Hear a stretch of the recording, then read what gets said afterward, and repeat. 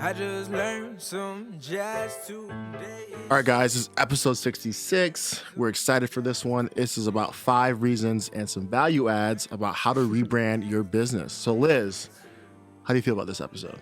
You guys, I just think if you're considering a rebrand, your gut is telling you it's time to change. Just do it. Just do it. Just rebrand. Don't keep putting it off. Trust me, you will thank us later. But don't worry, we've got a few tips today. They're going to make it easy, a few cautionary tales from things we've learned from past rebrands, and we hope you find it helpful. Enjoy the episode. Better them try to go and see. Taking the heights like Andes. Andes, man, one step to me. Couldn't get the best of me. Couldn't beat the rest. Yo, so guys, I have Invisalign in, so you hear a lisp or a stutter. I'm sorry in advance. You guys probably don't care that much. How are those teeth looking?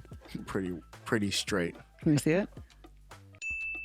Look at those straight teeth. I had to pop some Tylenol because They hurt. it hurt. I don't even know if Tylenol works. So they like tighten it. Crazy thing. So what's that thing they call it? Like what they call those pills? They're just like sugar water. It's not actually Placebo? Oh yeah. Let me tell you like how powerful like your mind is. As soon as I just held the Tylenol in my hand, my headache went away. Stop. I swear to God. Because I believe it's gonna fix it. Did it? Yeah, because I believed it. And that goes into the first lesson of branding or rebranding. Wait, you're saying your thoughts really do? No, I'm just saying like that's fine. I just made a I just connected a dot there. Well, your teeth are looking sharp, Vince. Thank you. Cost me a lot of money. All right, guys. Today we're going to talk about rebranding. Why? Because we just did it. And I think people overthink it and overcomplicate it. Like other things in life. Not that I've ever done that. But I thought it might be helpful to break down 5 steps to a successful rebrand. How do you feel about that? I feel good about it. And I feel like for people who are probably listening to this who are not going to rebrand, there's also, I think, some insight on how to build a brand. Because that's all what I care about. Right. Exactly. So whether you're building a new brand, so obviously we're talking about rebranding, but to Vince's point, if you're building a new brand, a lot of these tips apply. Yeah. And I think just in general, a lot of it comes down to not overcomplicating things and just going for it. Is that the first tip, or that's just like a All little extra value, a little extra It has a dip little- on their chip? I like to go above and beyond, Vince. Okay. That's a little value add. Little value add. Value add. Okay, so we just rebranded. So we'll use a lot of examples of our rebrand. But of course, I've rebranded for my business. I used to be Liz's Lemon Bowl. I mean, before that, I had a catering business, Liz's Lemon Bowl to go, then liz'slemonbowl.com, then the Lemon Bowl. Have you rebranded before? I guess the podcast is the first rebrand Okay. So I've ever done. I feel like this year, well, I should say last year or so, there's been a lot of pivoting happening, a lot of industries shaken upside down. And, while that is a little nerve-wracking, it's also super exciting because it's an opportunity to shift things up and find ways to provide more value to people. And a big part of that is branding, which I'm really passionate about. I think that branding is one of my favorite parts about building the Lemon Bowl, is building the Lemon Bowl brand and marketing and all of that. So I would say, first of all, when you are rebranding, think about why and think about what is your purpose of rebranding? What is the reason? What's your why? So for us, why did we rebrand our podcast? Well, for me, I felt like personally, I felt like we're missing some things with our personal brand, with our first brand. And I think this goes to a 1.5 tip is like really think about your brand before. Now, I don't think you should overthink about your name and all that, because I think execution and like all that builds the brand. Like I do think that like Warner Bros means nothing to nobody until Warner Bros becomes Warner Bros. Right. You know what I'm saying? Like that's McDonald's, not, that's not a great name. Mhm. So I think like don't worry too much about the name. But I felt like Irie Lemon podcast was so broad that it didn't really focus on what we normally talked about on this podcast, which was entrepreneurship, getting to like self-improvement and personal stories. So I think passion to profit kind of encompasses like all of that, especially with the people we interview. So it's like, and I didn't come up with the name, you did. So I was like, hey, I just feel like we need to change the name. Yeah. I think we need to rebrand because I feel like this is not aligned. And that's my second tip. Like, we can wait for that. But it's not aligned to who I am or who we are. And I feel like you should be behind your brand, like at the top of the person. You should like love it. Or no, I think that is the first tip. Like being thoughtful about your new name and what your purpose is, and not just thinking short term, but really thinking long term. Yep. And I think it's worthwhile to put some thought into it. So how did you brand the lemon bowl? So the lemon bowl was because my family is Middle Eastern, and we put lemon in meat, salads, marinades, everything. Did you come up with the name? Yeah. How did you come up with the name? I just thought of it, just like I thought of Passion to Profit. He was like, boom. Boom. So, obviously you can't necessarily teach creativity. That's something that you could obviously maybe ask people for their thoughts. These days especially, there's fewer and fewer names available. Yeah. It's a very crowded space on websites. So, once you do, though, have your name, that's where, and I don't know if you want to get into this as the second tip yet, but you do need to do your due diligence and research those names. So see if there's already a trademark out for it. See if someone already has the Instagram handle. See if someone already has, all those different assets that you're going to want to have to market your brand. Yeah. Even if like right now you don't need an Instagram channel, or maybe you don't want a website right away, you can definitely build a business without a website. Mm-hmm. You might want to next year. So by the time you grow a brand for a year and the website domain isn't available, you're going to be doing a lot of backtracking, and also it could be very costly. So I really recommend that if you are rebranding, to do due diligence, research the social platforms, check the trademark. And I have a little trademarking story, but what do you think about that part? Yeah, I agree. I think, well, I have 2 points on this. I think like trademarking and making sure no one else has your name legally, especially dependent, like you're like deciding to build this thing up, behooves you to protect that all the way through. But at the same time too, is just like, spend time on it. But at the end of the day, you still have to if you're cutting grass, you still have to make sure you're the best grass cutters in the city. Well, right. You can't outname a bad quality, a bad product. Vince is very product fun. Yeah, I mean, to your point, it doesn't matter how great your logo is, how beautiful your name is, if the product sucks. Yeah, because I would argue that Irie Kitchen is probably it's not people say Irie Kitchen. I could have done a better job of branding my business. It could have been Chubby's Jamaican Shack.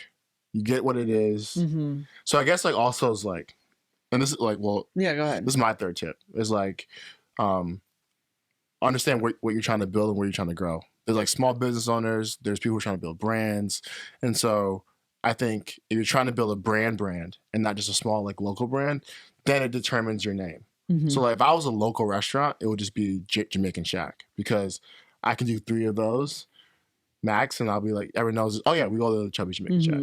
If I'm trying to build a brand and want to sell knives one day or sell a blender one day, it needs to be something more than Chubby's Jamaican Shack. Right. So know where you're going, have that kind of forecast, and that will help you, fine tune what your brand is. And my goal is to get down to the palm tree. After the name, it's just your logo all the way through.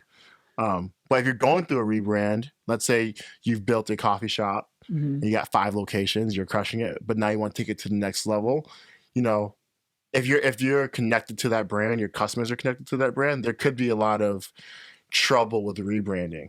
Right. And so I think we did a great job of it. And I think our people continue to listen. And I think we even got more listeners because of not only our great content and our team doing a great job, but us changing the name where people are oh, this is what these podcasts are about. Right. Because Irie Lemon podcast, that means nothing to nobody unless you know who lives in I am. Mm-hmm. Right. Why would you click on that on a podcast stream? And, for us being a podcast, we wanted to gain new listeners. So obviously if someone's looking up terms in the podcast app that doesn't know us directly. Exactly. So, there's, there's local coffee shops here, then there's franchises. So it's what are you trying to do? Right. What are you trying to build? That's my third tip is have that top vision, and that'll dictate your naming and your branding, especially your rebranding. All right, before we get to our next tip about rebranding, I want to share my trademarking example as like a cautionary tale, because I think not a lot of, trademarking and all that isn't the most sexy thing to talk about with business ownership. Like branding and marketing is so much more fun than get your copyright or get your trademark. But And they're expensive. They're expensive, and they also take over a year to process. So what happened with me is that there was another business, a brick and mortar in Washington, D.C. called the Lemon Bowl D.C. And as you can probably imagine, I can't open Starbucks Grand Rapids. You can't just add like a location after the title. That doesn't count. Like the Lemon Bowl trademark was mine. Whereas just like I can't open Burger King Grand Rapids and say, well, I added Grand Rapids to the end. It doesn't work that way. So what happened was they had been in business about 4 years, brick and mortar. And it was actually a maker space where different makers would come in and create together. And unfortunately, they had classes that were like food styling and cooking. So it was too overlap with my business, and my clients were reaching out to them and their clients were reaching out to me. They were being tagged in political posts because they were in DC, and then people thought that was me. So it was too much overlap. And long and short of it, I remember being on a call with my lawyer and them, and they had to come up with a whole new name. So 4 years of work. I mean, signage is not cheap. What does it cost to put signage up in a brick and mortar? A few $1,000s. And, websites. And that's just signage. That's just signage. We're not talking about print materials. We're not talking about a billboard. Right. Menus. Exactly. All of that. And just you've spent 4 years building brand awareness that took a lot of time. Maybe you placed ads out. So you're kind of... Liz might come down and just end that business for you. So, first pro tip, check Instagram. I had already been on Instagram for... 6 years at this point. So they knew I existed when they started. They definitely did. And, they followed me. So yeah, they definitely did. My pro tip is just if someone else already has that name that's been around a while, they're super active, come up with another name. It's going to save you time later. Okay, let's move on to the next tip. Ready? Yeah, I had it, but I just lost it. Well, good, because I got it. The next thing is you got to come up with your brand style guide. This is going to be your creative direction. So your colors, your logos, your fonts. I think it's super helpful to have a graphic designer. So Josh, shout out to Josh, our graphic designer, came up with ours. And what was the vision behind the Passion to Profit brand style guide? Money. Green. Yeah. It's green. Like literally what the name means. Yeah. Literally, like what does that look like on a graphic? What does that look like in a logo? Yeah. And still keeping... And what is green? It's yellow from Lemon Bowl, blue from Irie Kitchen. Comes together for green. Print money, baby. That's it. So I think it's just nice to have, as your business grows, you're going to have different creative people helping you, whether that's, website design. And look at our... I don't know if this is going to be on the video on YouTube. It could be. Sick. Look how sick that is. I love our colors. Green banana. I mean, even the names of the colors are cool. Yeah. Green banana. Chiffon. But don't you think it's kind of helpful to have a vision, like a vision board, a brand? I mean, I call it a brand style guide. Yeah, I think, especially when you start communicating to the world. Now, like you work a lot of creative, and you are creative and a lot of designers. So like, that's why I think you brought that up and pushing hard on it. But I think a lot of people who are not like that, the importance is like when you're communicating your brand to the world, you don't want a Times New Roman font and another font and another font. I know, like, you if don't you're like an me, 8th grade PowerPoint presentation. Yeah, you're like me, like, why does that matter? You start noticing, like, yo, if this doesn't like translate, then people are not gonna get behind it because they don't know what it is. You're trying to fight for attention right now, and if your content doesn't stand out, you're not gonna get their attention. You're going to blend in with everybody else's. I want people to be scrolling through their feed and stop because they recognize Passion to Profit or the Lemon Bowl branding. Yeah. And then, so let's get to my last tip. I just remembered it. Let's hear it. Branding is everything. Like branding is the dollars that make sense. End of story. Nike, Apple, Kip. And I'm a product guy. So I care about Disney. I care about Apple. Like, I'm into those kind of things. And so I think a lot of people who, have a successful business probably don't care that much about branding. They're like, oh, I make money, it works. Listen, like, if you're not on the internet, you're not cool on it. Like you're not cool on social media. Like people don't recognize your brand. It's not going to translate well to the new generation or new customers. And I think that's the biggest problem. If I go on a tangent for a hot second with like these legacy retail brands, Burlington Coat Factory means nothing to me. JCPenney means nothing to me. Yeah, but Apple and Nike do because they've forever focused on their brand. Not just on being a great retail store, and they focus forever on communicating and aging down always. And so like the forever grow. Like Starbucks' biggest secret is that they got women to care about coffee.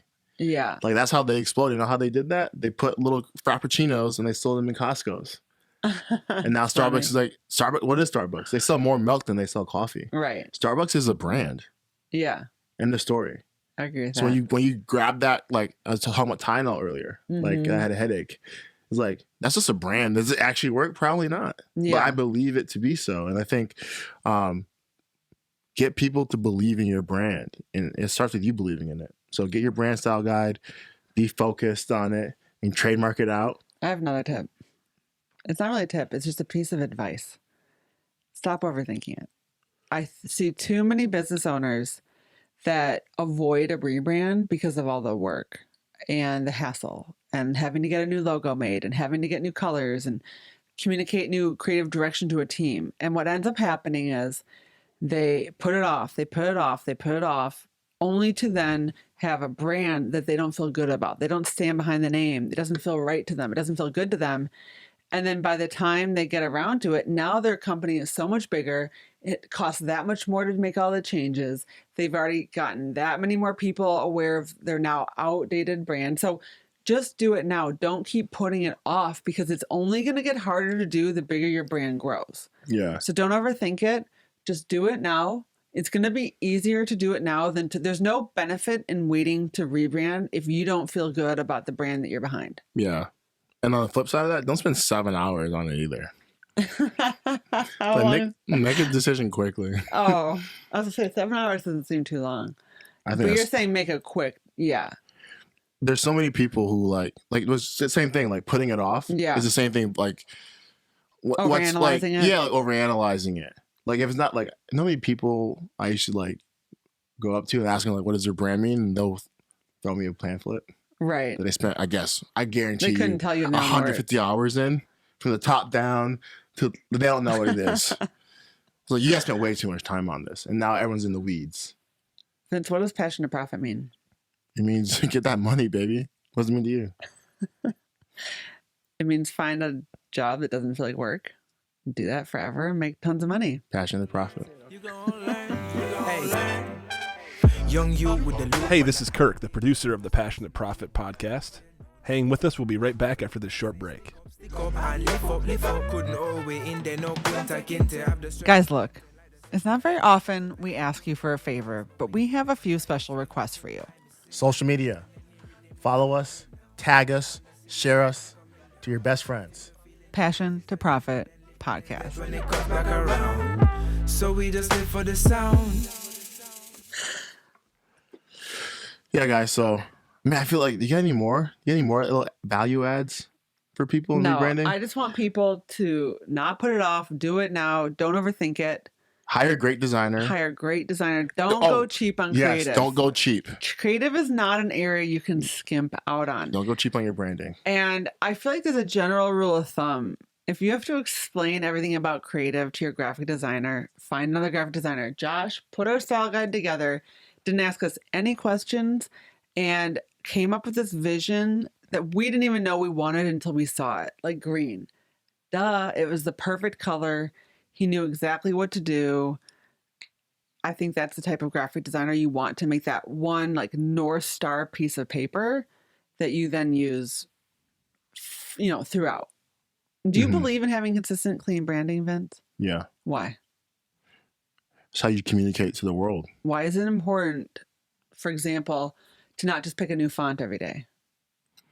Well, to be honest, do I think like everyone's going to notice a new font? No. But like, let's say your creative person dies or leaves. Like, you don't want someone coming in there not knowing how to like communicate that.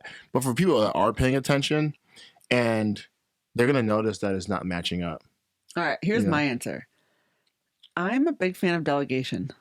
I don't want to do every aspect of my company's work. And typically speaking, if you're going to grow a team and get help, they're going to need guidance.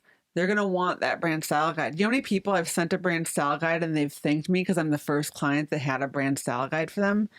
I just feel like when you give people those specifics, just like my photographer, I give her a shot list. And so now I got like triple the amount of photographs I ever used to get because I wrote out the shots I wanted. So I feel like the more direction you can give a creative, the more value they're going to be able to provide, the better they're going to feel about the work they're doing. And I feel like it's just so much better overall so that you don't have to do every element of your business. It's hard to scale if you're doing it all yourself. Yeah, no. And I mean, you know, I'm a big fan of delegation. Yeah. And like, you know, I'm not, to give more details, like I'm not as much on the, you know, I can't draw my name straight. Right. Know? So like I don't really make the creative calls a lot of the time, but I make the feeling calls all the time. Ooh, what's a feeling call? What does it feel? What does it feel when you get a cup of Starbucks in the morning? Mm-hmm. Yeah, the logo's cool, the mug's cool, the lady was nice. Mm-hmm. What does that cup of coffee represent to you? And that's what when you cross over that rebrand stage of like, okay, we got the assets down, is like double down on that, because that's what people keep coming back. How do you want people to feel after listening to our episodes? Refreshed, got a nugget, and addicted to like coming back. I want to make sure we're doing the best job possible of giving you guys everything you want to know. And I think that's why we push you guys to share and ask questions and be in our community, because like we need, like, we'll talk about anything you guys want to know about. Yeah. Like we're shooting, you know, we're just shooting blind a lot of times, like in the air. I just want everybody to feel empowered, excited, motivated. And I feel like this is such a special time where people are taking those chances, pivoting their businesses, maybe taking off on their own for the first time, you know, turning their side hustle into a full-time. I just want people to feel empowered. It's never been a better, easier time to start a business, grow a business from the comfort of your home. The internet is in everyone's pockets. It's just such an exciting time to turn your passion into profit. Yep. So that's all I have. Me too. All right, guys. If you have any feedback, please let us know. Keep tagging us on Instagram. I've had so many of you, you know, actually grab me in real life lately to say, you listen, I appreciate that. By the way, it's not weird. It's never weird. So you can keep coming up to me randomly in the shop. It's not weird. I appreciate you all. Vince, any final words from you? I appreciate you guys too. Keep sharing. Like, don't grab me in public because I carry. So. Yeah, he's not great about that. But... all right, guys. All right, take Peace care. out. Hey, you gon' learn this jazz too. Hey, yes, you going to learn this jazz. Ooh, I even taught your girl some jazz yesterday. True. No, I'm just playing.